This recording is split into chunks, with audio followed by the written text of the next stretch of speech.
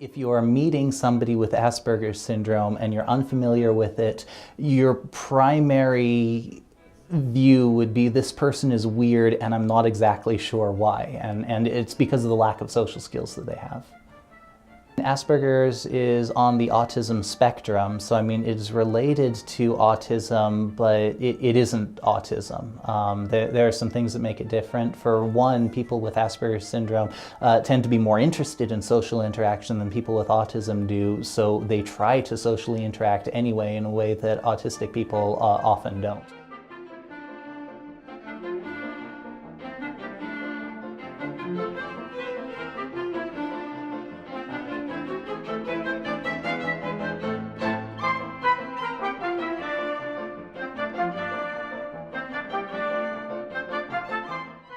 Taking things literally is the default mode for a lot of Aspies, which is why so many of us don't pick up on subtleties and sarcasm or irony.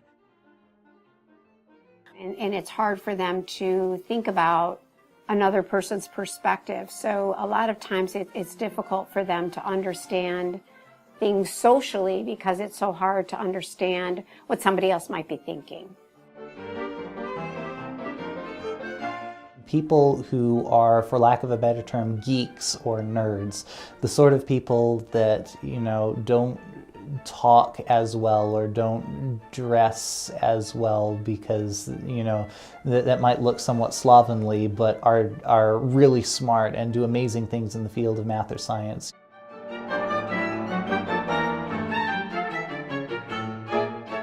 As an Aspie, I can vouch on behalf of the entire Aspie race. We do feel and appreciate emotions.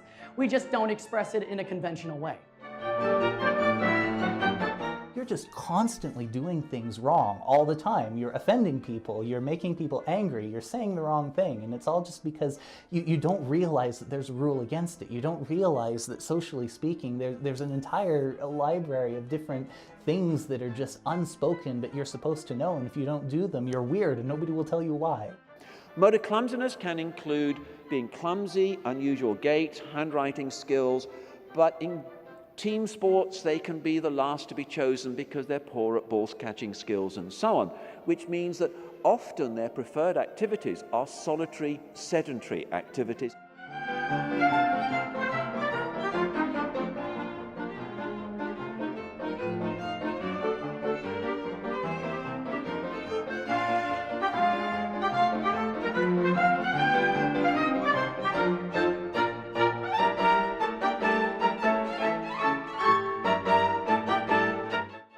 Personality comes first. So I have plenty of kids that I see on the spectrum that are introverted, which is, I think, some of the stereotypical, you know, wants to sit in his room or her room and play on the computer, you know, doesn't want to interact with people. That's half the kids I see, but the other half are extroverted. You know, the other half want to be around other people, want to engage with other people.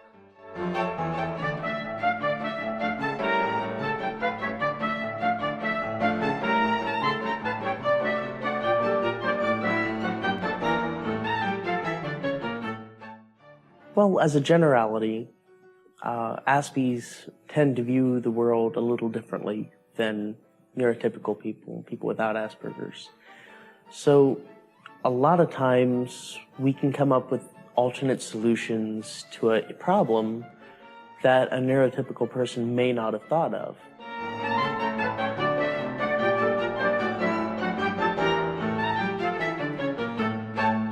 So in terms of having Asperger's, it can be viewed as a disadvantage, and sometimes it is a real pain in the butt, but it's also the opposite. It's a gift, and it allows me to think innovatively.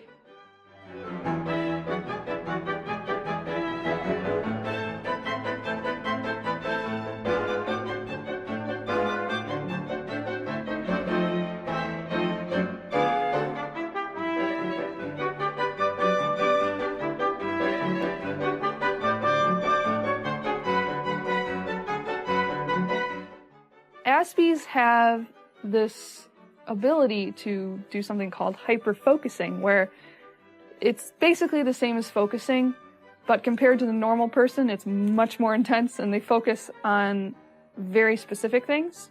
So when they get interested in something, they are really interested in it. especially in their subject area, almost to the exclusion of other things. And so because of that, like we don't have ADD. It's the opposite. We tend to be hyperfixated on one specific thing to the exclusion of everything else, and that's what causes more problems than anything else. But basically, like other Aspies, I've had to use my detective skills in order to watch neurotypical people, see how they interact with the world, so that way I can appear to be a little more normal. So I kind of felt like an outcast.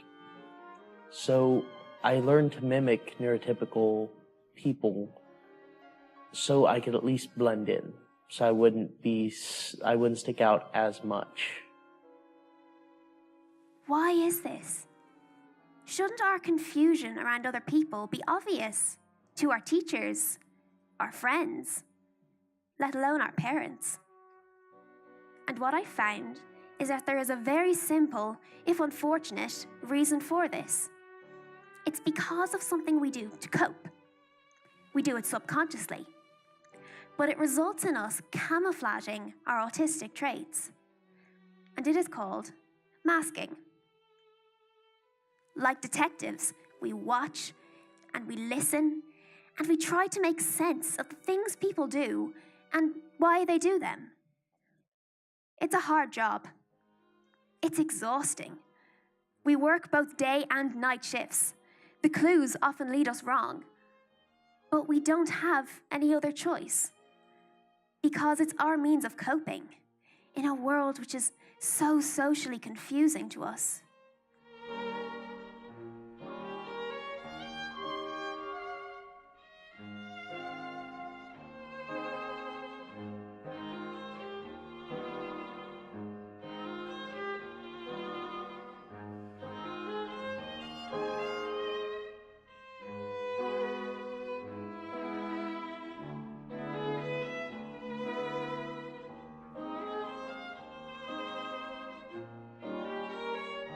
Which gets me to my final point, ladies and gentlemen. We need to see the world expand its idea of acceptable behavior to include people on the spectrum.